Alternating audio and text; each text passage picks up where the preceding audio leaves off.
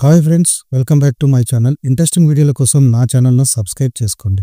మొఘల్ చక్రవర్తుల్లో బాగా చెడ్డ పేరు సంపాదించుకున్న వారిలో ఔరంగజేబ్ ఒకరు.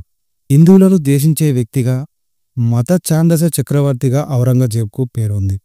పదవి కోసం తన అన్న దారా షికోయి ప్రాణాలను కూడా వదిలిన వ్యక్తిగా ఆయన్ను చరిత్రకారులు అభివర్ణించారు. చివరికి తన తండ్రి షాజా ఆగ్రా కోటలో ఖైదీగా పెట్టి జీవితంలో చివరి 7 ఏళ్లు బందీగా గడిపేలా ఔరంగజేబ్ చేశాడు.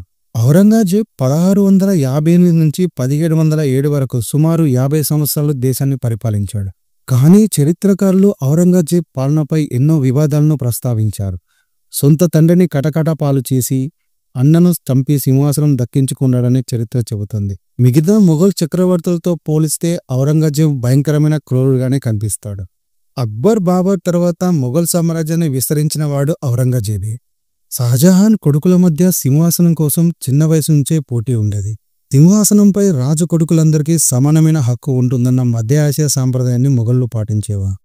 షాజహాన్ తన కొడుకుల్లో అందరికన్నా పెద్దవాడైన దారా షికోయ్ తన తదనంతరం రాజు కావాలని ఆశించాడు.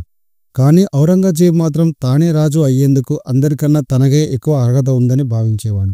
చివరికి ఔరంగజేబ్ తన సోదరులందరినీ ఓడించి మొఘల్ సామ్రాజ్య సింహాసనాన్ని అధిష్ఠించాడు.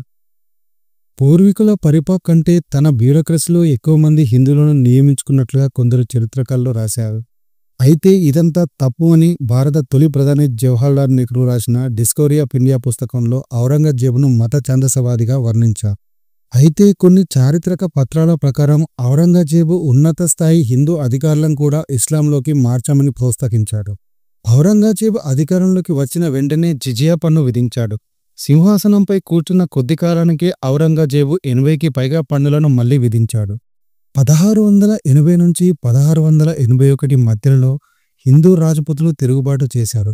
దీనికి ఔరంగజేబ్ 3వ కుమారుడు అక్బర్ కూడా మద్దతు ఇచ్చాడు. అదే సమయంలో 1689లో దక్షిణ దిశగా మొఘలుడు సంభాజీని చంపడం ద్వారా మరాఠా సామ్రాజ్యాన్ని గెలుచుకున్నారు. దీని తరువాత మరాఠాలు మొఘలులతో గెరిల్లా యుద్ధాన్ని ప్రారంభించారు. ఇది చాలా కాలం పాటు కొనసాగింది. అతని పూర్వీకులతో పోలిస్తే ఔరంగజేబు హిందూ రాజులపై, హిందూ గుళ్ళపై చాలా దాడులు చేశాడు.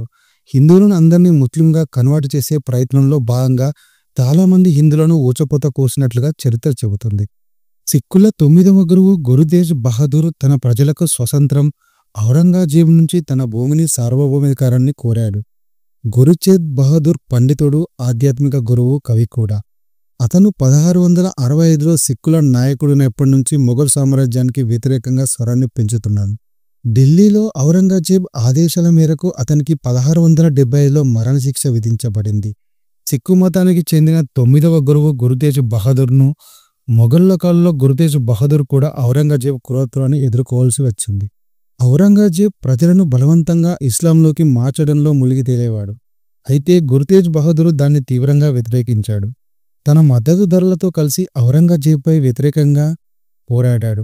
సిక్కుల గ్రంథాల ప్రకారం గురు తేజ్ బహదూర్ అనుచరులను ఔరంగజేబ్ సజీవ దహనం చేశాడు. ఇలా చేసిన తర్వాత కూడా తేజ్ బహదూర్ ఇస్లాంను అంగీకరించలేదు.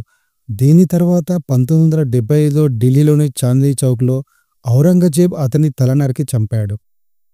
ఔరంగజేబ్ తన 89 ఏళ్ల వయసులో మహారాష్ట్రలోని బింగల్లో ఔరంగజేబ్ కన్నుమూశాడు. 1707లో ఔరంగజేబ్ మరణించే సమయానికి మొఘల్ సామ్రాజ్యం అప్పటికే చాలా విస్తరించింది. ఔరంగజేబ్ మరణానంతరం మొఘల్ పాలన 150 సంవత్సరాల పాటు కొనసాగినప్పటికీ అది నిరంతరం మతపరమైన ఘర్షణలు ఎదుర్కోవాల్సి వచ్చింది.